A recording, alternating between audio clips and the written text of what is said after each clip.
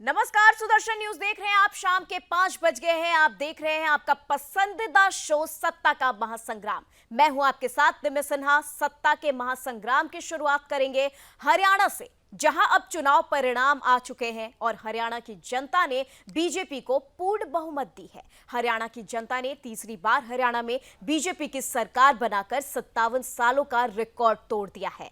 इससे पहले ऐसा कभी नहीं हुआ कि लगातार कोई पार्टी तीसरी बार सरकार बना रही हो, लेकिन नायब सैनी के नेतृत्व में बीजेपी ने वो कर दिखाया जिसकी बीजेपी अध्यक्ष जेपी नड्डा को भी उम्मीद थी। जेपी नड्डा ने जीत के बाद कहा था इतने बड़े मार्जिन से जीतेंगे, ये उन्हें अंदाजा भी नहीं था। हालांकि अब बीजेपी हरियाणा में सरकार बनाने की तैयारियों में जुट गई है और सीएम सैनी इस समय दिल्ली में है और आज उन्होंने पीएम मोदी, बीजेपी अध्यक्ष जेपी नड्डा, गृह मंत्री अमित शाह और रक्षा मंत्री से मुलाकात की, जहां सभी नेताओं ने नायब सैनी को दोबारा सीएम बनने के लिए बधाई और शुभकामनाएं दी है। ये तीनों तस्वीरें देखिए, जिसमें सीएम सैनी, प्रधानमंत्री और जेपी नड्डा और रक्षा मंत्री राजनाथ सिंह गृह मंत्री से मुलाकात कर रहे हैं।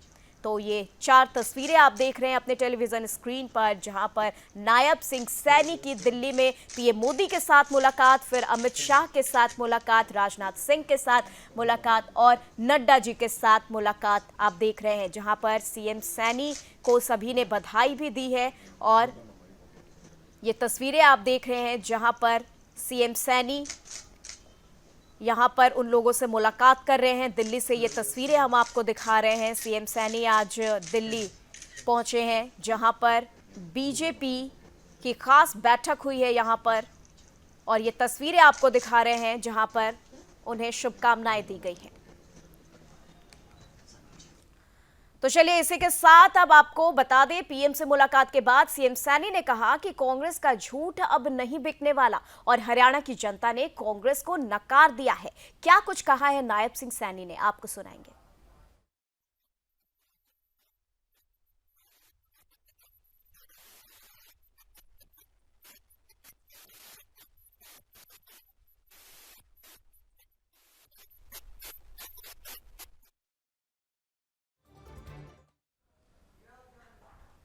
तो चलिए आपको बता दें, यहाँ पर हिंदू एकता को देखते हुए यहाँ पे हरियाणा ने बीजेपी फिर से झंडा गाड़ा है और इस बार बीजेपी यहाँ पर हैट्रिक लगा चुकी है।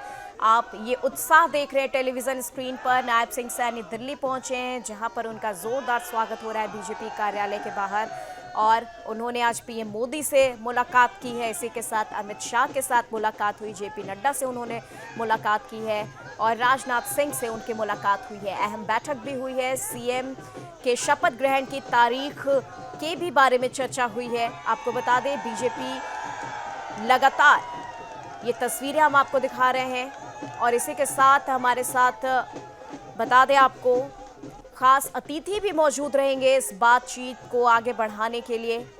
उनसे भी हम आपका सरोकार कराएंगे। लगातार ये तस्वीरें आपको दिखा रहे हैं। वहीं बीजेपी प्रदेश अध्यक्ष मोहन लाल बडौली ने प्रेस कॉन्फ्रेंस करके बताया कि अब हरियाणा में बीजेपी के पास 48 नहीं 50 सीटें हो गई हैं। जी हां, यानी कि बीजेपी अर्धशतक लगा चुकी है। दरअसल 2 निर्दलीय विधायकों ने बीजेपी को अपना समर्थन देते हुए बीजेपी में शामिल हो गए हैं। मोहन लाल बडौली ने और क्या कुछ कहा है, आपको सुनाएंगे। प्रिय प्रधानमंत्री नरेंद्र मोदी जी की नीतियों की जो जीत हरियाणा प्रदेश में हुई, हरियाणा प्रदेश के 36 बिरादरी की जो जीत हुई है, भारतीय जनता पार्टी के लाखों कार्यकर्ताओं ने जो मेहनत, उनके संघर्ष की जीत हुई है और 48 विधायक भारतीय जनता पार्टी के जहां जीत कर आए, वहां हरियाणा प्रदेश में 3 विधायक निर्दलीय भी जीत कर आए हैं। उसमें से 2 विधायक, एक गन्नौर से देवेंद्र काद्यान जी जो मेरे दाएं बाजू बैठे हैं, और राइट हैंड को राजेश जून जी जो बहादुरगढ़ से जनता के आशीर्वाद से विधायक बने हैं। आज लोकप्रिय प्रधानमंत्री नरेंद्र मोदी जी की नीतियों में विश्वास करते हुए लोकप्रिय प्रधानमंत्री नरेंद्र मोदी जी की भारतीय जनता पार्टी के राष्ट्रीय नेतृत्व में जो आस्था व्यक्त की है, और इन्होंने आज हमारे जो चुनाव के प्रभारी धर्मेंद्र प्रधान जी के साथ मुलाकात करके हमारे सह प्रभारी त्रिपुरा के पूर्व मुख्यमंत्री विप्लव कुमार देव जी के साथ और संगठन के सह प्रभारी सत्येंद्र नागर जी के साथ मुलाकात करते हुए आज भारतीय जनता पार्टी की जो आने वाले समय में हरियाणा प्रदेश में सरकार बनेगी उस सरकार का और भारतीय जनता पार्टी का समर्थन करने का निर्णय किया है। और जहां भारतीय जनता पार्टी के 48 विधायक थे, 2 विधायकों को जोड़ के आज भारतीय जनता पार्टी के 50 विधायकों की संख्या पूरी हुई है। चलिए, मोहनलाल बदौली को सुन रहे थे आप। जहां हरियाणा में बीजेपी ने ये चुनाव जीतकर इतिहास रच दिया, वहीं कांग्रेस में अब आपसी गुटबाजी और कलह चरम पर है और पार्टी का हर नेता आलाकमान को निशाने पर ले रहा है, क्योंकि आलाकमान के कहने पर पार्टी ने टिकट बंटवारा हुआ था। दरअसल कांग्रेस में टिकट बंटवारे से ही नाराज चल रही कुमारी शैलजा ने कांग्रेस पार्टी के इस हार की जिम्मेदारी आलाकमान पर डाल दी है और उन्होंने कहा है कि आलाकमान को देखना चाहिए कि कहां गलती हुई है। इस हार से पूरी पार्टी और कार्यकर्ता हताश और निराश नजर आ रही है। उन्होंने क्या कुछ कहा है, आपको जल्दी से सुनाते हैं। बहुत ज्यादा निराशा हुई है। आप सब वर्कर्स को देखिए, इतने समय से ये लगे हुए थे। ऐसे समय में जब कोई खड़ा होता नहीं नजर आता था, राहुल जी का संदेश लेकर हम गांव-गांव ठंड में, कड़ाके की ठंड में, कड़कती धूप में सब जगह हमारे वर्कर फैले, संदेश लेकर गए, मेहनत की जमीन पर। लेकिन आज जब ऐसा नतीजा आता है, इनकी मेहनत पर, इनके पसीने पर, इनके खून पर पानी फिरा है। ये इस चीज को पार्टी को देखना पड़ेगा। तो चलिए, ये कुमारी शैलजा को सुन रहे थे आप। और यहाँ पर अब सीएम नायब सिंह सैनी की बाइट आपको सुनवाते हैं। वहां पर उन्होंने क्या कुछ कहा है, ये आपको दिखाते हैं।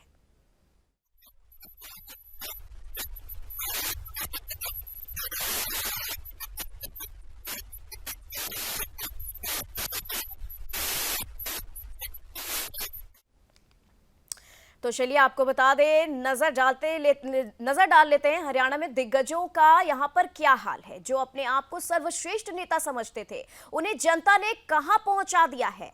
आइए आपको दिखाते हैं कि कौन कौन से बड़े नेता अपना चुनाव हार चुके हैं। आपको ये दिखाएंगे हम ग्राफिक्स के माध्यम से, लेकिन इसके पहले हमारे साथ अतिथि भी मौजूद है। बता दें आपको, यहाँ पर हमारे साथ लक्ष्मीकांत हैं कांग्रेस से, आपका बहुत बहुत स्वागत है। इसी के साथ हमारे साथ विधु रावल जी हैं, बीजेपी प्रवक्ता, आपका भी बहुत बहुत स्वागत है। और मुकेश कुमार जी, राजनीतिक विश्लेषक, आपका भी बहुत बहुत स्वागत है। तो आप तीनों का हमारे कार्यक्रम में बहुत बहुत स्वागत है।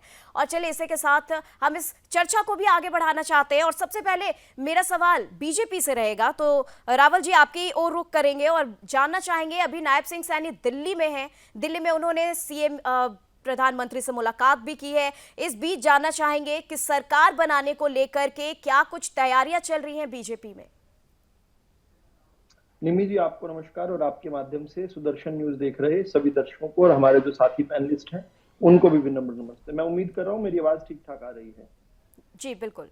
मेरी जी देखिए, विधायक दल की बैठक बहुत जल्दी बुलाई जा रही है। 1-2 दिन में विधायक दल की बैठक बुलाई जाएगी और विधायक दल की बैठक में जो भी निर्णय लिया जाएगा, विधायकों द्वारा प्रस्तावित जो होगा, विधायक दल के नेता, उनको पार्लियामेंट्री बोर्ड से आया हुआ नाम, जो ऑब्जर्वर जो लेकर आते हैं आमतौर पर, उन ऑब्जर्वर्स के सामने विधायक उन नामों पर सहमति देंगे और उसके बाद जो है राजभवन में जाकर हम अपनी गवर्नमेंट फॉर्म करने का स्टेक जो है देंगे और अपनी शपथ ग्रहण का दिन बताएंगे। अभी तो ये उत्सव का दिवस है। ये किस प्रकार से हरियाणा के जो नतीजे आए हैं, उन्होंने पूरे देश को गदगद कर दिया है। हरियाणा ने किस प्रकार देश को बांटने की जो ताकतें थी उनको फेल कर दिया, उनकी साजिशों को फेल कर दिया। देश को बांटने की, देश के विभाजन करने की ताकतों को हरियाणा ने फेल कर दिया। अंतरराष्ट्रीय साजिशें जो हैं उनको हरियाणा ने फेल कर दिया और कांग्रेस के चट्टा बट्टे जो हैं उनकी जिस प्रकार की साजिशें रही हैं उसको हरियाणा की देशभक्त जनता ने जिस प्रकार फेल किया है, इसका चहुं और जो है दूर दूर तक चर्चा हो रही है। अगर प्रधानमंत्री जी के शब्द में कहना पड़े तो इसकी चर्चा दूर दूर तक हो रही है। इसलिए जो है आज बड़ा हर्ष और उल्लास का उत्सव है। पूरे देश के अंदर ये हर्ष चल रहा है किस प्रकार से हरियाणा को कांग्रेस पार्टी ने और विशेष रूप से राहुल गांधी ने अपना प्रयोगशाला बनाया हुआ था। किस प्रकार से यहाँ से गलत नैरेटिव पैडल करके वो देश भर में जो है कूद फांद करते थे। हरियाणा ने जो है उस पर जोरदार चपत लगाते हुए आज भाजपा को ऐतिहासिक जीत दी है। उसके लिए हरियाणा की जनता जो है वो बारंबार धन्यवाद की पात्र है। और एक बात और जो निश्चित हो गई वो ये हो गई कि जो एक बार देश के अंदर एक बार अगर कांग्रेस बाहर निकल जाती है और 2 चुनावों तक वापस नहीं आती तो उसके बाद जो है कांग्रेस का अस्तित्व ही उस प्रदेश से खत्म हो जाता है। चलिए, कांग्रेस का अस्तित्व खत्म हो जाता है। यहाँ पर एक ब्रेक पे जाने से पहले, जैसा कि रावल जी कह रहे थे कि 2 बार अगर जो पार्टी चुनाव हार जाती है उसका कांग्रेस का अस्तित्व वहां से खत्म हो जाता है, इस पर आपका क्या जवाब होगा? रिम्मी जी, मैं आपसे पहले निवेदन करूंगा, मैंने बात सुनी है भाई की, साथी की, अपने के बड़े आराम से सुनी है। मैं आपसे आग्रह करूंगा कि जो बात हो बड़े पोलाइट और आराम से हो और बीच में टांग ना अड़ाई जाए। सबसे पहले तो मैं जो 90 विधायक हरियाणा की विधानसभा में चुन करके आए हैं, जिन लोगों में जनता ने अपना विश्वास दिया है, जनमत दिया है, मैं उन तमाम 90 विधायकों को, चाहे वो भारतीय जनता पार्टी के हैं, चाहे तो वो कांग्रेस के हैं, चाहे तो वो आजाद साथी हैं, अब तो वो भाजपा के हो गए, और चाहे वो दूसरी पार्टी से आए हैं, 90 के 90 विधायकों को मैं बधाई देता हूँ, शुभकामनाएं देता हूँ और उम्मीद करता हूँ कि हरियाणा के विधानसभा में एक अच्छा माहौल कायम किया जाएगा। एक बढ़िया तरीके से वो अपनी बात रखेंगे, जनता से जुड़े मुद्दों को रखेंगे। आपने कहा कि विधु जी ने कहा है कि कांग्रेस अस्तित्व से चली जाती है। मुझे कहते हुए बड़ा अफसोस हो रहा है, बड़ा दुख होता है कि भारतीय जनता पार्टी के लोगों की भाषा यही अमर्यादित क्यों होती है? अस्तित्व खत्म कर देंगे, दुनिया से खत्म कर देंगे, इसको खत्म कर देंगे, उसको खत्म कर देंगे। यार, खत्म करने पे क्यों लगे हो तुम? किस बात की खत्म कर देंगे? ठीक है, आप लोग जीत करके आए हैं, आइए, एक अलग मामला है कि कैसे जीत करके आए हैं। हिंदुस्तान की जनता ने देखा, हरियाणा की जनता ने देखा है किस तरीके से आपने जबरदस्ती पूरे इलेक्शन सिस्टम पर कब्जा किया है, ये दुनिया ने देखा है। किस तरीके से कई जगह पर 2-2 बार गिनती हुई है, 3-3 बार गिनती हुई है, वो दुनिया ने देखा है। किस तरीके से इलेक्शन कमीशन की साइट को 1-1.5 घंटे के लिए बंद कर दिया जाता है, ये दुनिया ने देखा है। ये लोकतंत्र की जीत नहीं है, तंत्र की जीत है। तंत्र के साथ एक साजिश के तहत हरियाणा विधानसभा का चुनाव भारतीय जनता पार्टी जीत तो गई है, वो अलग मामला है, लेकिन जिस तरीके से लोग बता रहे हैं, जिनकी भाषा है, ये घमंड की भाषा है। अरे आप कह रहे 50 जीत के आ गए। भैया, आप कल तक जो आदमी देवेंद्र कादम भारतीय जनता पार्टी के खिलाफ चुनाव लड़के आया है, आज उसको भाजपा ने अपनी गोद में बिठा लिया। जो वहां से चुनाव हारा है उसके दिल पर क्या गुजरेगी? राजेश जी, उनकी आप बात कर रही हैं, वो आपके खिलाफ चुनाव जीत करके आया है। आपने 2 दिन का सब्र नहीं किया। आपके पास बहुमत है, 48 आदमी का बहुमत है। बहुमत होने के बावजूद आपने अपने ही कुल घातियों को अपने बराबर में बिठा लिया। आपके चरित्र और चाल चलन को दर्शाता है कि किस तरीके से आप लोकतंत्र की हत्या करने में लगे हुए हैं। आपने तंत्र के तहत एक साजिश के तहत भारतीय जनता पार्टी हरियाणा में सत्ता में लौटी है। लेकिन मैं फिर कहता हूं कि जो लोग, ठीक है, लक्ष्मीकांत जी, आपके सवाल का जवाब लेंगे, यहाँ पर विधु रावल जी के पास चलेंगे। ये बताएं, ये सीधा आरोप लगा रहे हैं कि तंत्र की जीत है, ये लोकतंत्र की जीत नहीं है, कहीं ना कहीं षड्यंत्र के बीच में आपकी जीत हुई है, बीजेपी की जीत हुई है, क्या कहेंगे? लक्ष्मीकांत जी, अब विनम्रता से आपसे निवेदन करूंगा, अब आप शांत हो जाएं। मेरा नाम विधु रावल है और मुझे बोलने के लिए कहा गया है। लक्ष्मीकांत जी, जो आपने दूसरों के लिए क्राइटेरिया सेट किया था वो मेरे लिए, चलिए मैं फिर भी बोलता हूं क्योंकि ये इसी प्रकार की अंग्रेजी लक्ष्मीकांत जी, आपको भी बोलने का मौका दिया जाएगा। इसका सवाल ले लेते हैं। आपने ही सवाल किया है कि तंत्र की जीत हुई है, इस सवाल का जवाब ले लेते हैं, उसके बाद फिर वापस आपकी ओर रुख करेंगे। ये हमारी भाषा भी ये तय करना चाहते हैं, हम भाजपा वाले क्या बोले ये कांग्रेस वाले तय करना चाहते हैं, और जनता इनको देखना पसंद नहीं करती, इनसे नफरत से भरी हुई है। और फिर भी ये अभी रस्सी जल गई लेकिन बल नहीं आया। अब ये मेरे बीच में बोल रहे हैं जिन्होंने अपनी बात में ही डिबेट का समय खर्च किया ये बोलने में कि इनके बीच में कोई ना बोले। ये कांग्रेस के दोगलेपन का बड़ा सुंदर चित्रण है, कांग्रेस का बहुत सुंदर चित्रण। कांग्रेस ऐसी ही है और यही जवाब। मिस्टर रावल, बाप दोगले आप लोगों, सुनिए आप फिलहाल साबित तो आप कर रहे हैं। लक्ष्मीकांत जी, साबित तो आप कर रहे हैं, मैं तो कुछ नहीं कर रहा हूं। आपने कहा शांत रहिए, मैं शांत रहा।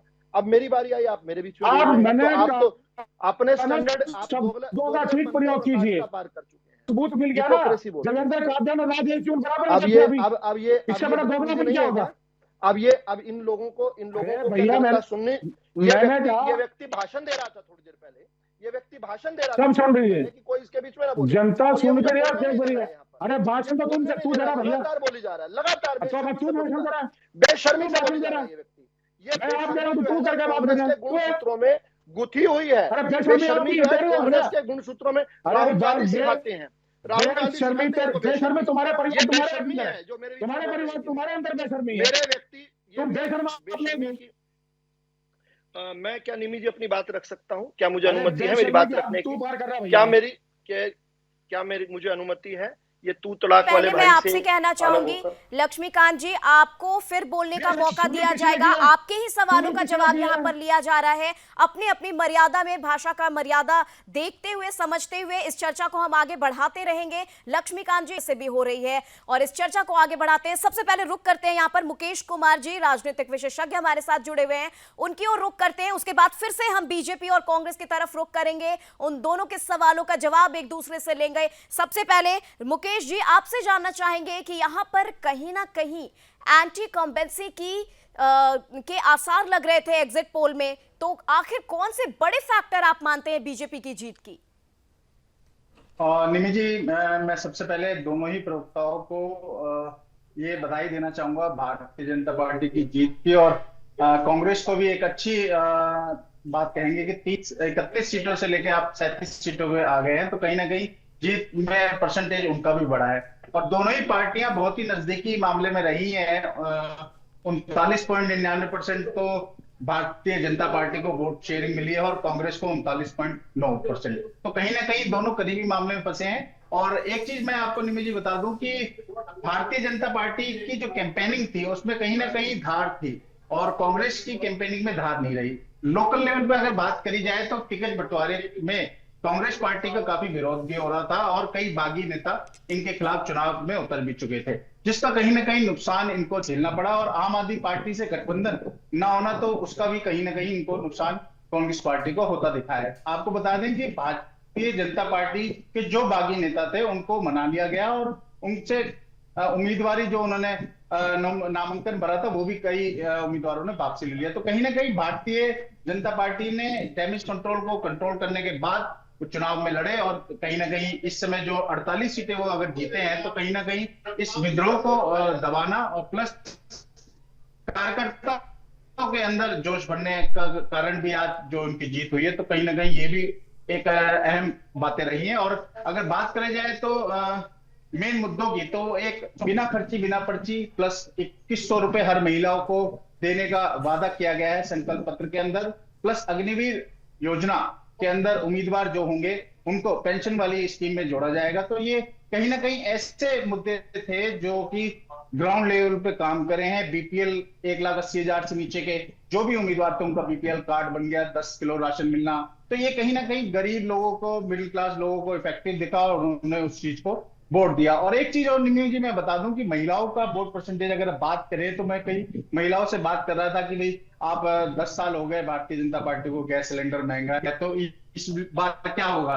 तो कह रहे नहीं, इस बार वादा किया है भारतीय जनता पार्टी ने 2100 रुपए देने का, तो हमें उम्मीद है कि वो हमें मिलेगा और इसका हमें फायदा मिलेगा, और 500 रुपए सिलेंडर का भी वादा किया गया। तो कहीं ना कहीं ऐसे मुद्दे रहे जो कांग्रेस उन चीजों को ना छुपाई, और भारतीय जनता पार्टी उस मुद्दे को कैश कर गई, और कहीं ना कहीं जो जीत मिली है, प्रचंड जीत 48 सीटों की, तो कहीं ना कहीं इसका फायदा इन स्कीमों को जो संकल्प पत्र के अंदर लाया गया तो उसका भी फायदा दिखा है। जी ठीक है मुकेश जी, ठीक है। तो देखा आपने कि किस तरीके से मुकेश जी ने कांग्रेस और हरियाणा के रिजल्ट पर अच्छे से विश्लेषण दिया है। इसी के साथ यहाँ पर वक्त हो चला एक छोटे से। हरियाणा में बीजेपी ने एक बार फिर से इतिहास रच दिया है, हैट्रिक लगाई है। तीसरी बार जो है बीजेपी की सरकार बनने जा रही है हरियाणा में। हमारे साथ बातचीत करने के लिए हैं हरियाणा के बीजेपी प्रदेश अध्यक्ष मोहनलाल बड़ोले जी।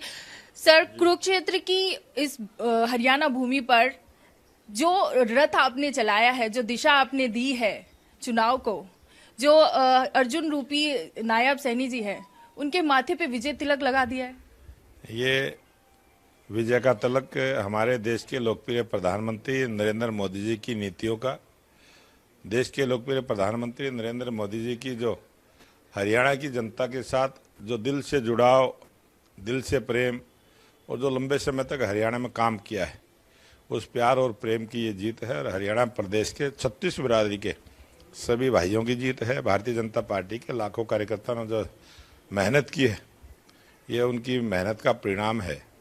और हरियाणा प्रदेश में ये जो जीत की हैट्रिक बनी है, संगठन के नाते सारथी के रूप में जो जिम्मेवारी थी उसकी हमने एक कार्यकर्ता भाव से उसको पूरा किया है। और जो आपने बात कही है, आज ये जरूर हरियाणा की राजनीति में एक नया इतिहास हरियाणा की जनता ने रचने का काम किया है। 1966 में हरियाणा बना, उसके बाद कोई भी राजनीतिक पार्टी 10 साल सत्ता में रहने के बाद अपनी सरकार तीसरी बार नहीं बना पाई। वो इतिहास भारतीय जनता पार्टी के मजबूत कार्यकर्ताओं ने रचा है। इसके लिए मैं हरियाणा प्रदेश के सभी कार्यकर्ताओं का बहुत बहुत आभार प्रकट करता हूं।